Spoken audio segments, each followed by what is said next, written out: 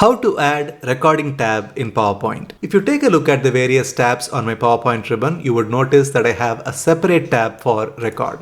In this, I have some handy tools like the ability to record from beginning or from current slide, or I can record the screen or a part of the screen. I can record my audio using a microphone, and once I finish recording, I can even save it as a slideshow or I can export it to video. I have all these handy tools related to recording in one single tab. Otherwise, I may have to go hunting for each of these tools. For example, to do the screen recording, I need to go to Insert and then search for screen recording. And if I want to find my record slideshow option, I need to go to slideshow and then go to record slideshow option. You can see that it is a lot of unnecessary hard work to search for these different options.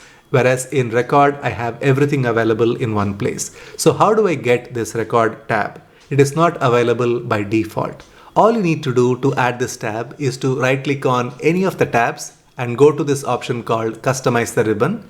And here you will have this dialog box. And in this option called Record is left unchecked by default.